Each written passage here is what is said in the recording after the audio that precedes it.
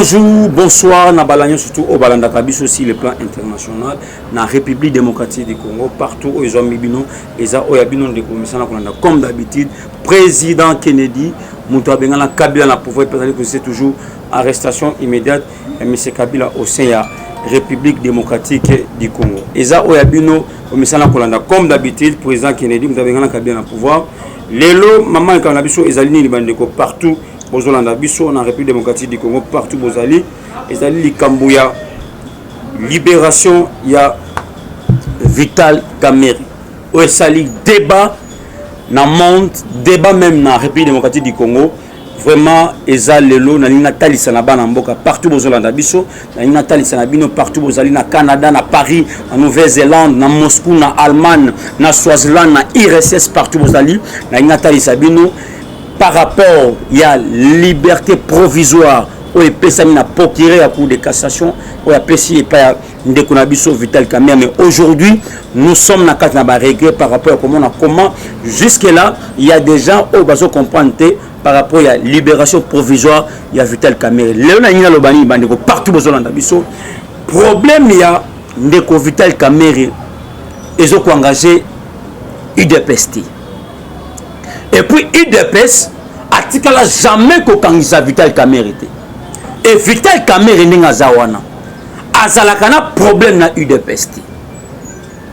L'UDPS n'a fait à Vital Kamerhe. UDPS a fait wana ayebi yangote.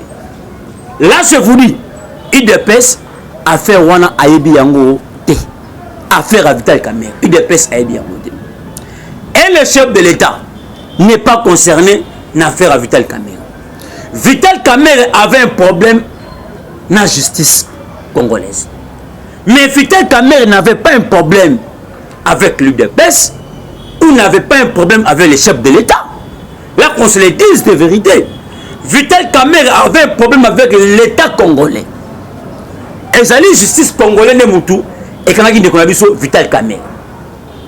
Mais je suis surpris, personnellement surpris et sidéré de voir qu'il y a de nos compatriotes d'élite on va se comprendre comme Makamboute. Même il y a bateau on comprendre Makamboute.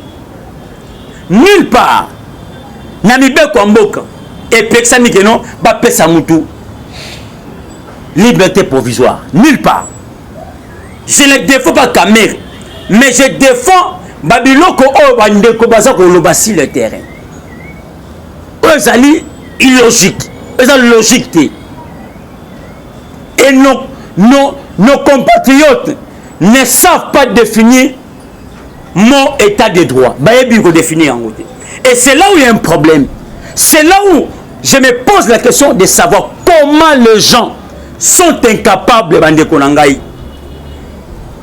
Il y a qu'on parlait si liberté provisoire, il y a Vital Kamerhe. C'est terrible, mes chers amis. Je dis bien, c'est terrible. Vital Kamerhe, étant humain, comme il avait demandé la liberté provisoire auparavant, la justice a trouvé nécessaire. Il y a liberté provisoire. Likambouya UDPS kuna ekoti ndengeni. Likambouya chef d'État kuna ekoti ndengeni. Et salut, si quelqu'un demande une liberté provisoire, c'est autorisable. Était longondo UDPS. Quand on avait cité Makambotali, mbongo ya coronavirus à santé, Covid-19. Bakangiye. Après avoir yokangaye. Il avait demandé une liberté provisoire.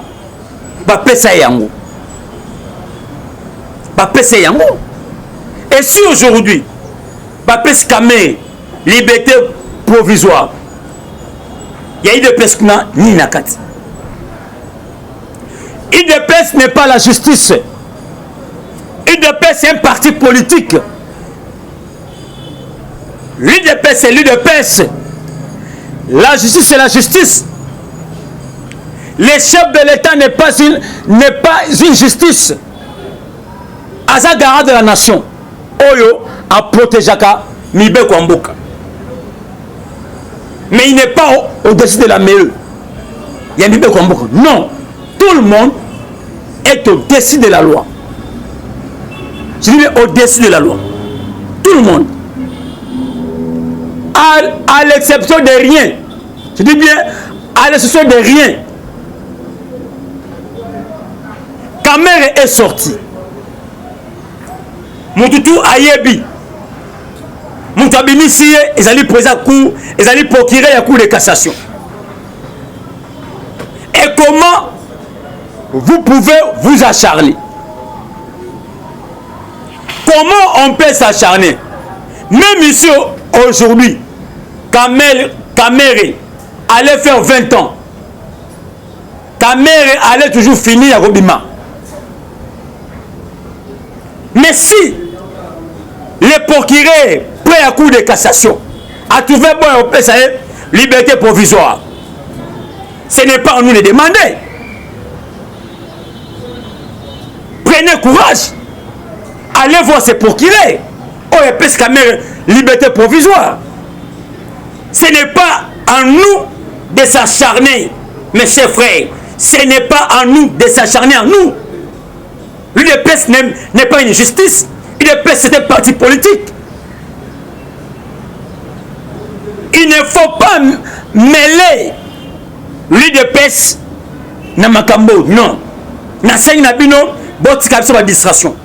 Au contraire, l'UDPS est là uniquement pour na peuple na oyo a promettre qui peuple congolais. L'UDPS n'est pas là pour des distractions. L'UDPS n'est pas là pour des acharnements.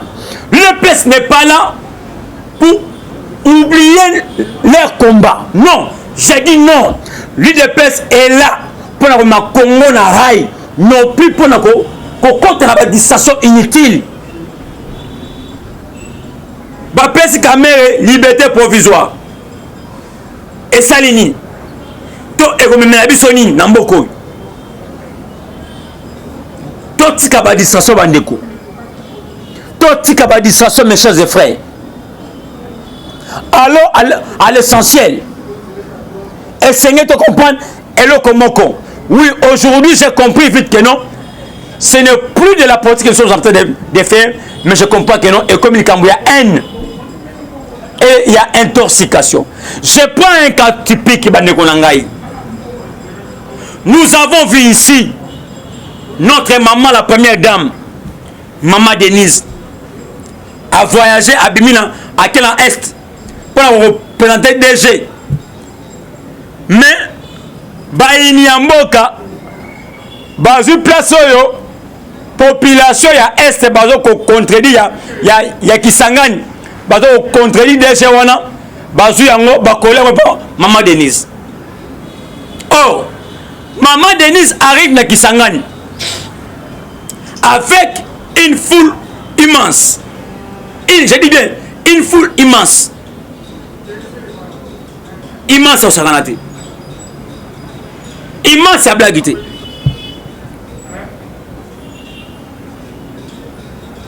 Je n'ai pas compris. Bakole mère, Babiloko Oyo, et ça le coûte. Les images sont là. C'est pour vous amener de comprendre quelque chose que non. Ali Roto Kenango, sauf que côté toujours la distraction et aussi que la biso mabe. Là je vous dis clairement. Moi je vous parle en tant qu'un politicien. Je vous parle en tant qu'un communicateur qui sait où on a soloba. Je sais de quoi je suis en train de parler, Mande Konanga. Il ne faut pas tout continuer à Boussoba. Le président de la République est en train de travailler. Le chef de l'État, ce combat du jour au jour pour que Mboka est bonga. Azo sala musala pour que Mboka ait avancé. Nous sommes bo sala wana mokonza Mboka zo mwande à venir peuple na lobby. Toti kabadisation inutile. Nous devons appuyer les chefs de l'État, mes chers et frères.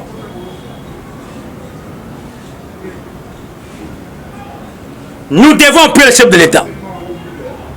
Parce que ce que vous êtes en train de faire ici, et c'est le Komoko et que ça les mentit. Là, je vous dis, ça ne peut pas se faire comme ça. Je suis étonné de voir de tels trucs comme ça, moi. Personnellement. Je dis même personnellement. Étonné même, voir même. Et ce n'est pas normal. Il y a comment le lingue poni. Bino moko wana. Bandeko nangai. Bino moko wana bandeko. Boso linga comme il se fait dissemble moko et sangatine. Caméra est sortie d'une manière oyo to ebeli yango pour qu'il y ait mtu abimisi. Mais comment bon yo coller yango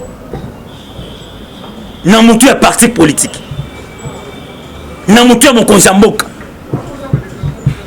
Mais non, mais non, mais non. Je dis na zotel mela biloko ya busoba, biloko ya banti valeur, biloko binobo bo salawana. Libération caméra et quoi porter ni namboka. Caméra ça ennemi a eu de peste. Caméra ça ennemi n'a pas été. Il avait son problème dans la justice. Na justice. Et maintenant aujourd'hui, bino bato bolingi mboka te, bolingi bola tsayi de peste en caméra. Bolingi bola tsayi de peste en caméra.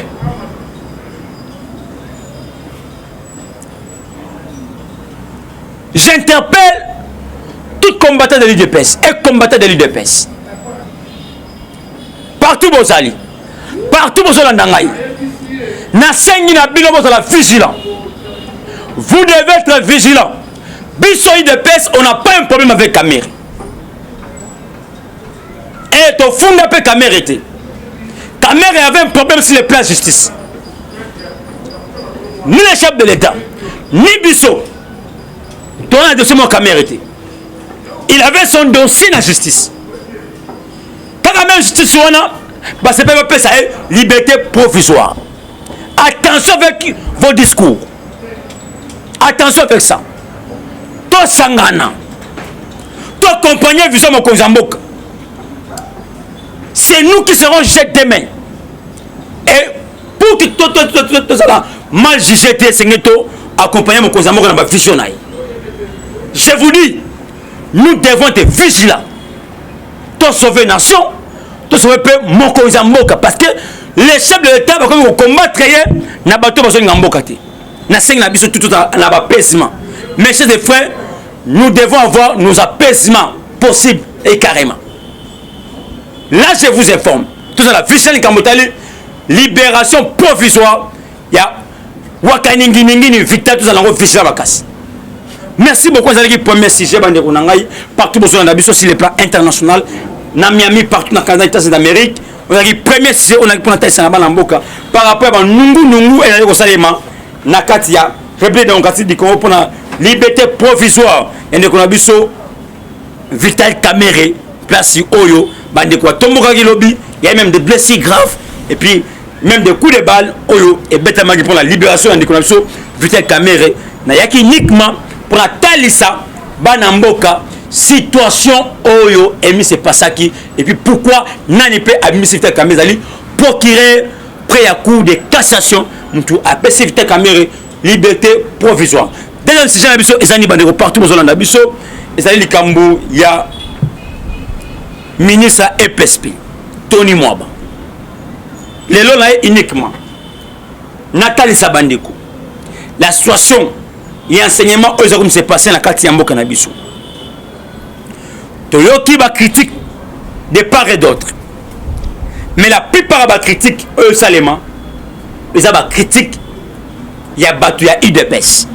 On va aller condamner ministre et enseignement que na cabinet de Mobimba a toujours famille naie mais non plus les combattants bazokomi se retrouver. Et j'ai suivi le ministre Tony Mwaba na émission moko bayambaki tout émission wana j'ai vu des parlementaires debout na émission wana au ministre Tony Mwaba asalaki Et puis parmi les parlementaires de Bouwana, bah voilà, j'appelle la ministre Tony Mwamba.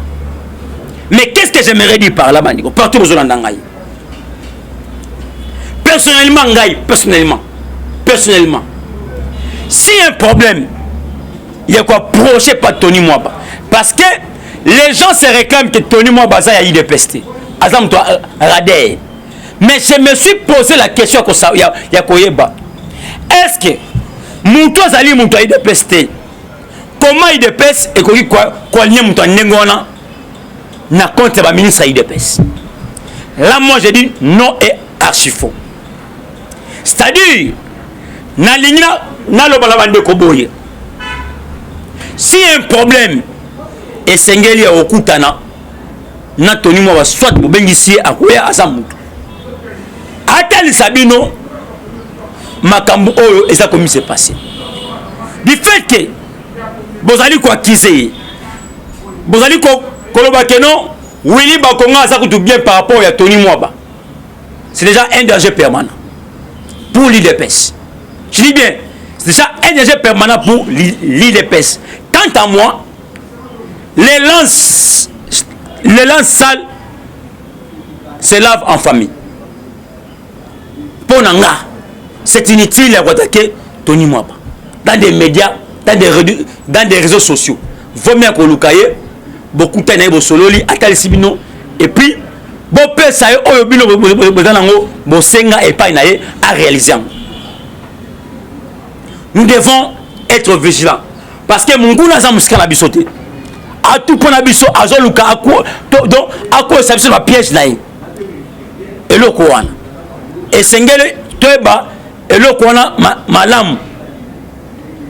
Na sengi la battu sur IDPS. Na ba communicateur sur IDPS. Tocha mai na vigne. Tocha mai na vigne dans le Cambuya. Ministre Tony Mwamba. Je sais pourquoi je suis en train de parler. Tocha mai na vigne. On a dit deuxième point on a dit pour l'obéla. Et c'est la bande en boca partout aux alliés pour que vous kango très bien.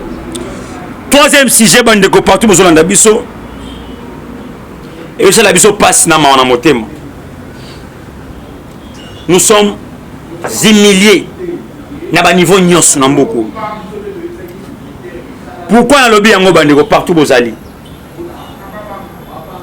Tout le monde dans la province bazo longola ba gouverneur presque nyos o ba sala musalama malamuti. Mais boni na Kinshasa place Busoto ezali s'il est tous les plans bazo koka kolongola gouverneur à Kinshasa entre Gentini Ngobila bazo koka kolongola Gentini Ngobila te na Kinshasa. Et qu'est-ce qui est derrière Gentini Ngobila? Et le Colin est batamis Gentini Ngobila. C'est là où on se pose des questions. Yakoyeba, qu'est-ce qui est derrière Gentini Ngobila? Ngobila Abouki Zandu, incapable de retourner à Zandu. Kakayemo Kwana Sali, marché de crise. Na marché de crise, Ngobila Tché, non konaye, na bande konaye, bazoka ba 500 francs, na ba mama oyo, ba biloko la bongo et bunga c'est un confinement. Même Ngobila wana. On se pose des questions koyeba. Ngobila asimba mina nani? Oyo baokoka kolongola Ngobila te. Ville Busoto, ville Solo, ville Bebi na Kobeba. Ngobila incapable de rebondir sa ville à Kinshasa. On se pose des questions. Pouvoir ni Ngobila azanango oyo baokoka kolongola été placé wana. Parce que la ville de Kinshasa est ingouvernable. Je vous dis bien. La ville province de Kinshasa est ingouvernable. Ingouvernable. Et ça gouverne. La ville de Kinshasa n'est pas gouvernée. Là, je vous dis. Ceux qui bozo est batté. Même ceux qui le ont utilisé pendant Mboko à la Kinshasa. Busoto na Busoto. Na ville maboula maboulou. poubelle partout. Bakaniveau, salité là-bas, salité. Solo na solo, boulevard solo. Mettons un gouverneur. Comme on a Ngobila Mbaka. Mbaka. Ngobila on est là comme Elima. Elima mo dans la banque comme Ngobila. Mutoyo, bo pesa biso gouverneur Elima. Tala makambu et ça la ville. La ville est devenue sale. La ville de Kinshasa est devenue sale. C'est quelque chose au moins la ronde matin, il y a et Salem. La ville est devenue ingouvernable, mes chers amis. To sengi na population. À bientôt, monde de Pesam. Pour la marche, il y a combien de chantiers Ngobila. On a senti que non, Ngobila a obtenu quelque part. Mais la force est dans ma boucle souverain primaire. Parce que tu vois, on dit matin, tout le coronavirus à cause d'Angobila. Tu vois, on dit matin, tout le fièvre Ebola à cause d'Angobila. Boussotona tout, et ça malade. Mais que fait Ngobila na Kinshasa? Que fait Ngobila na Kinshasa na Mboko même, mes chers frères? Non, on en a marre. On en a marre dans ces pays-ci. On en a marre dans ces pays-ci. Tolembi Kinshasa oyo. Ngobila bomi Kinshasa. Ngobila bomi Kinshasa mobimbe kufi. Partout na Kinshasa moyen zate. Moyen zate. Nous sommes fatigués avec ce Ngobila ici. Tosengi Naba Eli y a assemblée provinciale. Botala l'intérêt na binoté, botala des peuples congolais. Botala intérêt en boka. Mais c'est comme mon intérêt personnel. Wana beaucoup mieux qu'on détruit République. En tout cas, Tosengi Nabino bo longola Ngobila. Ao sali image à mon Kozamboka et puis ao sali image ya Kinois et Kinois. A mérité de la gouverner avec Jazati. To sengi vigilance na côté wana pour de la révolter à ce sujet-là. Quatrième sujet, les amis bandeko partout aux Hollandais biso. Les amis Kambuya, les amis comme c'est passé na Katanga. Les Kambuya champion. Binomo Boyebi champion, l'homme le plus fort. Il y a Katanga. Oyo Akinisa John Numbi. Babi azotoka iranium se kotoka ba coopération champion. Nzambe do champion Nzambe akuna. To yebite ce qui aza accomplissé la François Béa to yebite. C'est les grands tangoyo. To ce qui na François Béa. O pesa ba instruction kuna. Champion wana aza la patrie en Kinshasa. Bo kangaye, bo sambisaye. C'est les grands tango. C'est les grands tango. To sengina François Beya, yo sali numéro 1. Il y a Ané. To sengina yo Katanga kuna makamwabe sa mamakasi. Coopération minérale za makasi kuna. Hôtel là champion. Puis là, canon d'information, champion déjà, a comme il a aucune famille naïe. Pour déjà que non, a comme il recherché. Le R en haut déjà François Beya. Bon Sylvain Fontier, champion abimaté. Je dis bien, bon Sylvain Fontier, champion abimaté. Minéré Silé et Sile la roté Kamakuna. Moutakini John Noum, champion. Baba vu tout ça les Makuna, champion. C'est les grands tango de Sengnabino, Botelema, pour contrôler le territoire niveau Katang. Maintenant, Mampogno, lobby est là qui défend Eli, du peuple. pour le dossier affaire Bukangalonzo. Pour maintenant Pogno, à l'objet clair, il y a déjà que non, Basol Kamutuna et Bakangai. Mais si maintenant Pogno a que non, il est innocent. Comment repenser le Rwandais? On a bien que non, osa innocent. Comment repenser le Rwandais en Makandé? Si maintenant on peut dire que non, osa innocent. Comment repenser la parole à Makandé? Il y a déjà Rwandais. Samba, Sorosa innocent, et Koyebana. Et ce qui est justice, et quoi quitter et Koyebana. Ce qui est justice, et quoi quitter et Koyebana. Et Sengeli, Oyeba que non, a fait Bukangalonzo. Au comité échappé dans l'autre. Les lois, maman, quand vous êtes belé, ma belle en beaucoup. Oh, c'est un bateau belé, il faut qu'un gabon. Mais jusque-là, tout est dans la lanterne. Tout est dans la lanterne.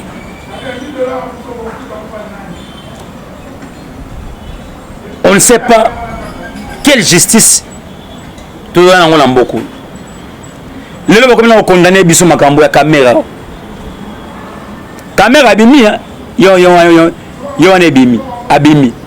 Bappé ça est primatique. Bappé c'est primatique. C'est que ça m'a le connu au long premier ministre. Gouvernement bien tourné la tombé Kadi. Bilo mo ne bo ministre. Bilo justice. Bilo mo ne bo salini bo ministre Kamel. Donc nous devons aider les chefs de l'État. Tous sont mon Konzamboka. Tous sont les chefs de l'État. Nous devons aider les chefs de l'État. Ce n'est pas de cette manière que tous sont les chefs de l'État. Dans la manière à voter. Nous devons l'aider. Dans le niveau, nous devons l'aider dans tous les niveaux.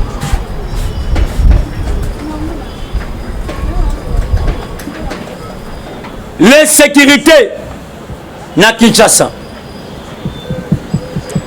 Général Kasson, au Salanine, bah comme il faut enlever Batou en cascade. Bah comme il faut enlever Batou en cascade. Que fait la police? Et si je parle ici, beaucoup de gens ont le rabiso. Nga naza terrible au Saranate. Nga l'ampaka. Moi, s'il y a la vérité, je dois dire la vérité. S'il y a le faux, on va pas le faux. Tout ça, il y a bien tout bandeko. Partout au Sali. Bon, dans la fiche là, Kassongo, sécuriser les citoyens congolais. Et sécurité comme Makasna, Kinshasa. Il y a blague au Saranate. Maman, il y a blague au Saranate. Merci beaucoup au Balanda sur les plans internationaux. Et ça, il y a bien comme d'habitude, si la voix céleste. Nous avons s'abonner massivement s'abonner au chaîne Abino et puis information à temps réel comme d'habitude. Nous avons chaîne Abino.